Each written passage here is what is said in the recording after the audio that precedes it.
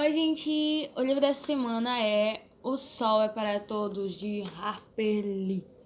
Pois bem, vamos falar sobre a autora primeiro. Essa autora, se eu não me engano, ela só escreveu 2 livros durante a carreira dela. E O Sol é para Todos foi o livro de maior sucesso. Sim, ela teve o maior sucesso na carreira dela através desse livro. Foi considerado pelo jornal Score, sei lá o nome em inglês aqui, foi considerado o melhor livro do século XX e foi considerado também como um dos 100 melhores romances ingleses desde 1900. Foi também, em 2006, ele entrou para a lista dos livros que a gente tem que ler antes de morrer. Então é tipo um livro muito recomendado. Vocês precisam ler, gente, é muito interessante, é muito legal. Bem, agora vamos para o título. Por que o Sol é para Todos? Porque o livro, como vocês já devem saber, o livro vai tratar bastante sobre racismo. E o grande ápice do livro é um julgamento entre um negro, que é réu, e o acusador, que é branco. Então, durante o julgamento, o advogado de defesa vai falar a favor do negro, que é Tom Robinson. Aí ele vai falar a seguinte frase de Thomas Jefferson. Ele vai falar assim, que Thomas Jefferson disse que todos os homens nascem livres. Só que os homens daquela sociedade tentavam aplicar isso somente aos homens brancos. Aí ele vai falar, por quê?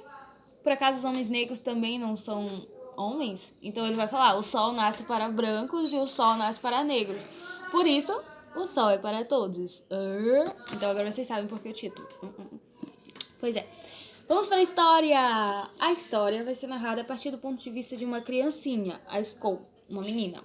Bem, ela vai começar o livro com 8 anos de idade e vai terminar o livro com 12 anos de idade. Então a gente vai acompanhar não só a história da Skull, mas também o crescimento mental, psicológico dela, entendeu? Tudo que se passa na cabecinha de uma menina que tá crescendo, que tá saindo da infantilidade para a pré-adolescência. Da infância para a pré-adolescência.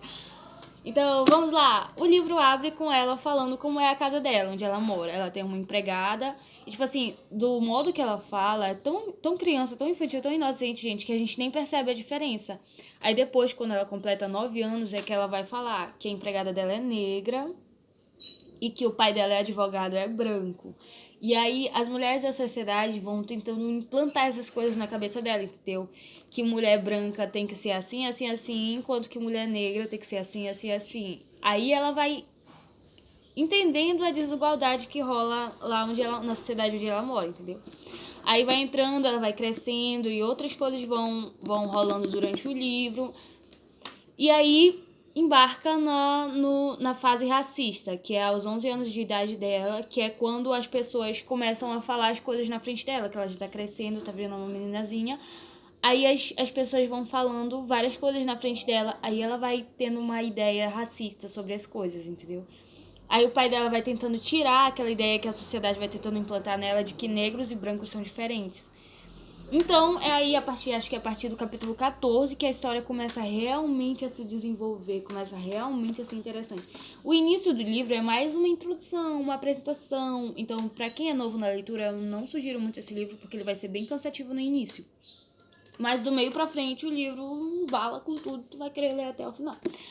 Pois bem, vamos falar do grande ápice do livro, que é o julgamento. Tom Robinson é um negro que mora lá na parte negra da cidade. Só que para ele ir trabalhar, ele tem que passar todo dia na casa de um homem branco.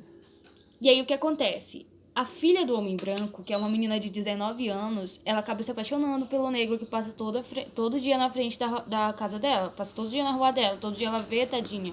Não tem amigos, não tem ninguém, e se apaixonou pelo cara, né?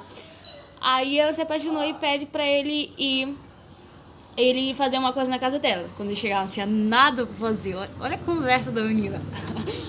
Aí tá, ele chega lá e tipo, o que é pra me fazer assim? Aí ela fala que não tinha nada pra fazer, que ela queria beijar ele. Aí o que acontece? Ele tem família, ele é casado, então ele não, tipo assim, ele se recusa a fazer isso. Só que na hora que ele tá caindo fora, que ele tá indo embora, o pai da menina aparece. E aí o que acontece? Como a menina tá lá chorando e tudo mais, tipo assim, rola umas coisas meio loucas e o pai acaba batendo nela porque ela se apaixonou por um negro. É aquela visão racista, né? Aí o que acontece? Quando perguntam por que ela apanhou, tipo assim, a cara dela tá toda roxa, aí o pai fala que o negro estuprou ela. Aí entra a fase de julgamento. Então é aí que nós vamos ver a seguinte coisa. E aí não tem ninguém. Peraí, caminhão. Caminhão.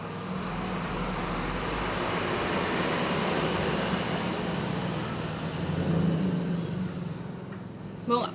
Aí não tem ninguém pra advogar a causa do negro. O que acontece? O pai da Skull, né, a nossa criancinha que tá narrando o livro, é o advogado selecionado pra ser o advogado de defesa do negro. E aí entra aquela crítica da sociedade: não acredito, você, assim, assim, assim. E aí que a gente vai acompanhar o crescimento da Skull, tipo, de como ela vê o mundo, de como ela vê as pessoas criticando.